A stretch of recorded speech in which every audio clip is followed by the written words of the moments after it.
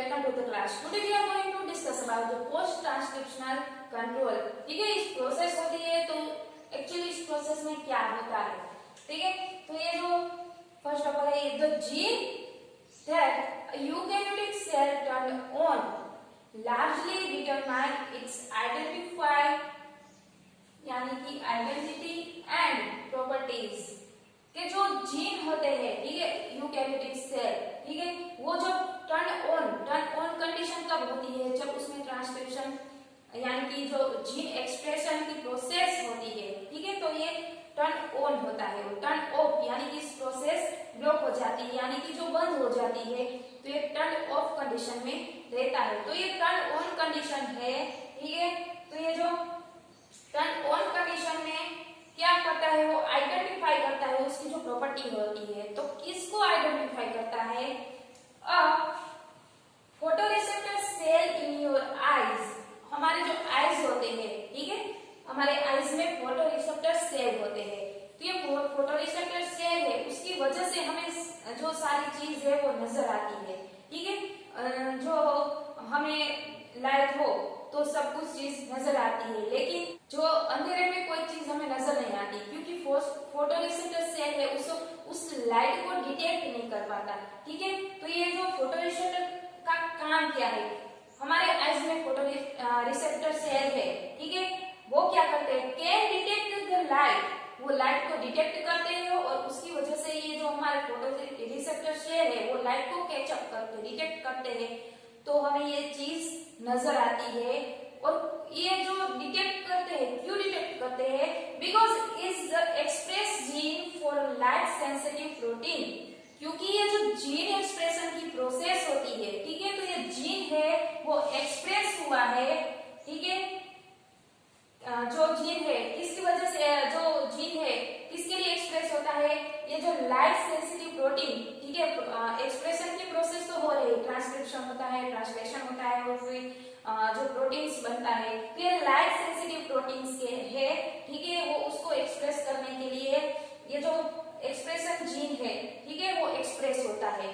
तो उसकी वजह से हमारे जो आईज में फोटोरिसेप्टर सेल होते हैं, ठीक है, वो लाइट को डिटेक्ट कर पाते हैं, ठीक है, ये बात क्लियर हो गई।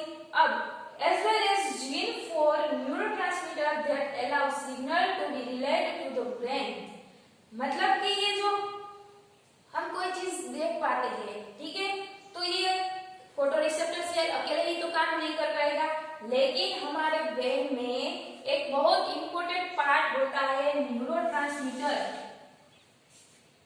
ये जो न्यूरोट्रांसमीटर है वो सिग्नल देता है, जो ब्रेन में न्यूरोट्रांसमीटर है, ठीक है, वो सिग्नल देता है, ठीक है, उसकी वजह से ये जो जीन है, ठीक है, ये एक्सप्रेशन होता है और ये जो लाइट डिटेक्ट कर पाता है और हम जो सारी चीज है वो हमें नजर आती है, यानी कि हम देख सकते हैं, ठीक है। अब ये जो ट्रांसक्रिप्शन की प्रोसेस हो रही है, ठीक है, एक्सप्रेशन की प्रोसेस हो रही है, वो ट्रांसक्रिप्शन होके तो खत्म नहीं हो जाएगी, ठीक है, उसमें जो आरएनए प्रोसेसिंग होगी और प्रोटीन बनेगा, ठीक है, मतलब कि ट्रांसक्रिप्शन होगा, फिर ट्रांसलेशन होगा, ठीक है, फिर प्रोटीन सिंथेसिस होगा। तो ये जो ट्रांसक्रिप्शन की प्रोसेस के बाद हमें 3 टाइप के जो प्रोसेस है, ठीक है, वो बनते हैं।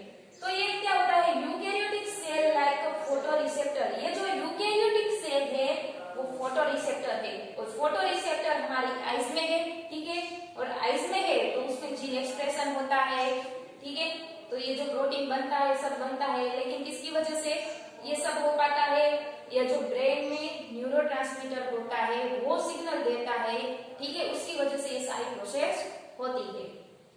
Gene expression is often control primary at the level of transcription, ये ट्रांसक्रिप्शन प्रोसेस होके यहाँ से कंट्रोल मतलब कि यहाँ से स्टॉप नहीं हो जाती, ठीक है, आगे भी प्रोसेस होती है। तो फर्स्ट प्रोसेस है आरएनए प्रोसेसिंग, जो ट्रांसक्रिप्शन प्रोसेस में जो हमें एमआरएनए मिलता है, ठीक है, ये जो एमआरएनए मिलता है वो इमेच्योर एमआरएनए होता है, फिर हम उसे आरएनए प्रोसेसिंग यानी कि मैच्योर एमआरएनए बनाने की प्रोसेस करते हैं, ठीक है, such as glycine, capping and polypeptide addition. फिर उसमें स्प्लाइसिंग होता है, इमेच्योर एमआरएनए में क्या होता है, एक्सॉन इंट्रॉन्स होता है, ठीक है, तो इंट्रॉन इंट्रॉन्स निकल जाते हैं और एक्सॉन ही जुड़ते हैं तो मैच्योर एमआरएनए मिलता है। ठीक है, तो ये जो स्प्लाइसिंग होता है फिर उसमें कैपिंग पॉली ए टेल जो 5 प्राइम से 3 प्राइम की चेन होती है। ठीक है, 5 प्राइम में जो कैपिंग होता है और जो 3 प्राइम है उसमें पॉली ए टेल एडिशन होता है। ठीक है, नेक्स्ट है मैसेंजर आरएनए यानी कि जो एमआरएनए है translation and life time in the cytoplasm. ये जो ट्रांसलेशन की प्रोसेस साइटोप्लाज्म में होती है। ठीक है, ये ऑब्वियसली बात है। अब ये जो साइटोप्लाज्म में लाइफ टाइम प्रोसेस होती है तो आरएनए ट्रांसलेशन होता है। ठीक है, आरएनए ट्रांसलेशन की प्रोसेस साइटोप्लाज्म में होती है। फिर है प्रोटीन। अब ये जो साइटोप्लाज्म में प्रोटीन एमआरएनए बन चुका है और फिर क्या होगा, एमआरएनए से प्रोटीन बनता है। ठीक है, तो ये जो protein modification such addition of chemical groups, अब ये जो प्रोटीन मिला उसमें मॉडिफिकेशन होता है, कई सारे चेंजेस आते हैं। किसकी वजह से चेंज आते हैं, एडिशन ऑफ केमिकल्स ग्रुप। इसमें कई सारे केमिकल्स ग्रुप ऐड होते हैं। ठीक है, और उसकी वजह से ये जो प्रोटीन है उसमें मॉडिफिकेशन आता है। तो अब ये जो ट्रांसक्रिप्शन की प्रोसेस हुई है, ठीक है, यहाँ से तो ये बात क्लियर है।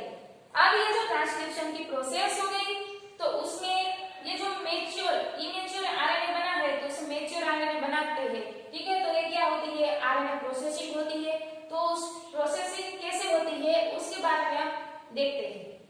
अब ये जो प्रोसेसिंग होती है, ठीक है, ट्रांसक्रिप्शन की पहले प्रोसेस होती है तो ट्रांसक्रिप्शन प्रोसेस न्यूक्लियस में होती है। फिर ये जो इमेच्योर आरएनए से मैच्योर आरएनए बनता है। ठीक है, वो न्यूक्लियस को छोड़ के साइटोप्लाज्म में आता है। साइटोप्लाज्म में ट्रांसलेशन की प्रोसेस होती है। ठीक है, अगर प्रोकैरियोटिक सेल हो तो उसमें जो स्प्लाइसिंग की प्रोसेस होती है वो सिंपली होती है, लेकिन यहाँ यूकैरियोटिक सेल है तो ये जो आरएनए प्रोसेसिंग होगी, ठीक है, उसमें जो स्प्लाइसिंग की प्रोसेस होगी वो अल्टरनेटिव स्प्लाइसिंग होगी। ठीक है, तो ये जो अब देखते हैं ये जो रेगुलेशन ऑफ आरएनए प्रोसेसिंग है उसमें अल्टरनेटिव स्प्लाइसिंग होती है। तो किस तरह होती है, ये जो एमआरएनए है, ठीक है, न्यूक्लियस को छोड़ के साइटोप्लाज्म में आया है। ठीक है, तो अब ये उसमें इमेच्योर से मैच्योर एमआरएनए बनाना है। ठीक है, इमेच्योर क्यों है, क्योंकि उसमें एक्सॉन इंट्रॉन्स होते हैं। एक्सॉन है वो फंक्शनल है, वो हमारे काम का है, लेकिन उसमें इंट्रॉन्स है वो नॉन फंक्शनल है, वो हमारे कुछ काम का नहीं है। तो उस पार्ट को हम रिमूव कर देते हैं। ठीक है, और जो फंक्शनल पार्ट है उसे ही हम लेते हैं। ठीक है, तो ये जो फंक्शनली पार्ट जुड़ता है तो वो मैच्योर आरएनए बनता है।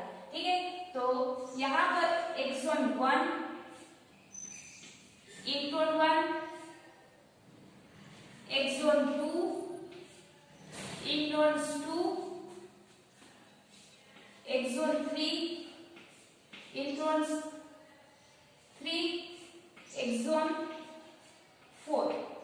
ठीक है, ये जो एमआरएनए, ठीक है, ये मैच्योर आरएनए है। अब उसे मैच्योर आरएनए बनाना है तो उसमें अल्टरनेटिव स्प्लाइसिंग होगी। अल्टरनेटिव होगा एक को छोड़ के। ठीक है, तो यहाँ दो टाइप के प्रोडक्ट मिलेंगे, दो टाइप के स्प्लाइसिंग होगा। ठीक है, तो जो फर्स्ट है वो क्या होगा, एक्सॉन 1,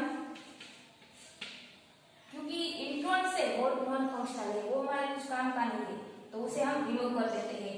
एक्सॉन 1, एक्सॉन को लेते हैं, ठीक है, तो एक्सॉन 2 और एक्सॉन 4। ठीक है, तो ये जो मिला हमें प्रोडक्ट 1 है जो स्प्लाइस आरएनए है। ठीक है,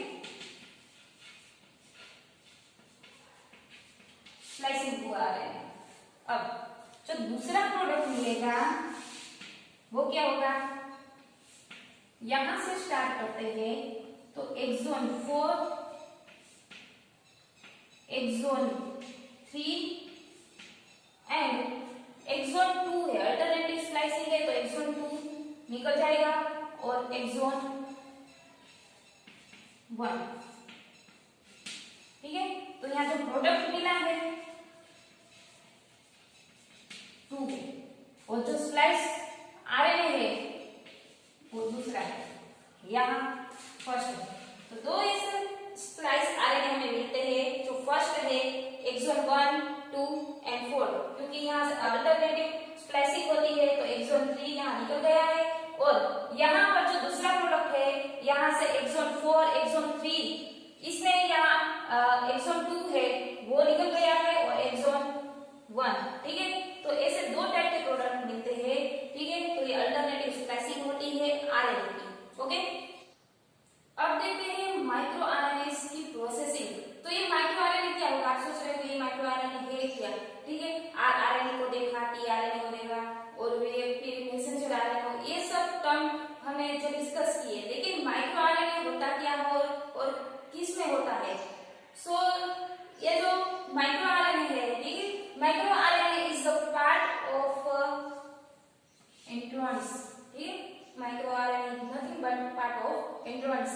ये जो आरएनए होता है हमारे, ठीक है, उसमें जो एक्सॉन इंट्रॉन्स हमें जो अभी स्प्लाइसिंग की प्रोसेस देखी, ठीक है, उसमें एक्सॉन इंट्रॉन्स है, ठीक है। तो ये एक्सॉन में से एमआरएनए बनता है, लेकिन ये जो इंट्रॉन का पार्ट है जो नॉन फंक्शनल है, ठीक है, ये जो नॉन कोडिंग आरएनए है, ठीक है, उसमें ये 3 टाइप के आरएनए होते हैं।